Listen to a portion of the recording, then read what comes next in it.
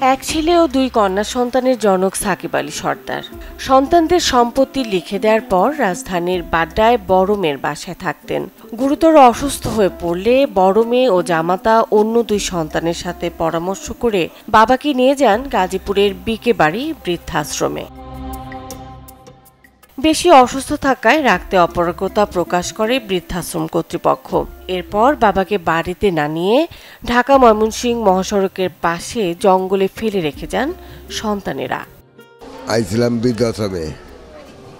বৃদ্ধাশ্রমে রাহে নাই, অসুস্থ থেকে রাহে নাই। পরে বৃদ্ধাশ্রমে আইসি হোতাপাড়া আইয়া ভাইয়ারা ফালা দিয়ে গেছে। পরে দোকানদাররা মিলিয়ে দিলে বেড়ারা বসে খাওয়া দাওয়া করাইছে। আর গাজীপুরের থানার ওসি এখানে দিয়ে গেছে।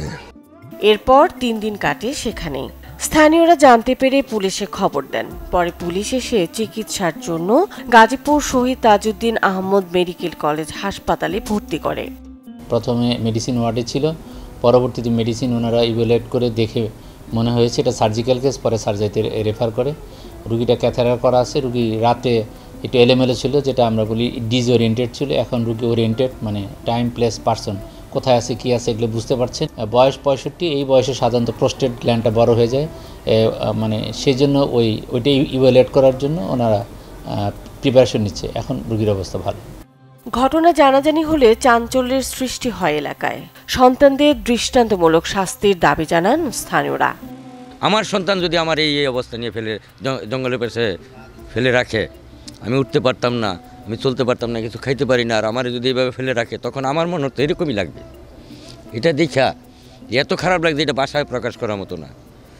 এই ধরনের সন্তানদের কঠিন শাস্তি হওয়ার দরকার, যাতে এইরকম একটা দেখা আরও যেন হাজারটা ভালো হয়। সামান্য কিছু জমির লোভে এই সন্তানরা তাকে এইভাবে জঙ্গলে ফেলে গেছে। তো আমার দৃষ্টিকোণ থেকে আমি এই সন্তানের অবশ্যই দৃষ্টান্তমূলক শাস্তি দাবি করছি, যেন কোনো সন্তান তার বাবা মাকে কখনো এইভাবে ফেলে রেখে না যেতে পারে। মৃত্যুর আগ পর্যন্ত সাকিব আলী সর্দারের দেখভালের দায়িত্ব নিয়েছেন জয়দেবপুর থানার ভারপ্রাপ্ত কর্মকর্তা মোহাম্মদ আব্দুল হালিম। আমার কাছে আসে, সংবাদ পাই। সংবাদ পাওয়ার পর আমি আমার অফিসার পাঠিয়ে তাকে পরিষ্কার পরিচ্ছন্ন করে তাজউদ্দিন হাসপাতালে ভর্তি করি। তার চিকিৎসার জন্য সার্বিক খোঁজখবর নেই এবং ডাক্তার আশ্বস্ত করেন যে এই যে চিকিৎসাগুলো এখানে সম্ভব, আর বাকি যে চিকিৎসাগুলি সেগুলি আমরা বাইরে থেকে সাপোর্ট দিয়ে আমরা সেগুলি শেষ করব এবং সে যতদিন বেঁচে থাকবে আমাদের পুলিশ সাপোর্ট করবে। আমি তার সন্তান তুল্য হিসেবে আমি তার সেবা যত্ন করব।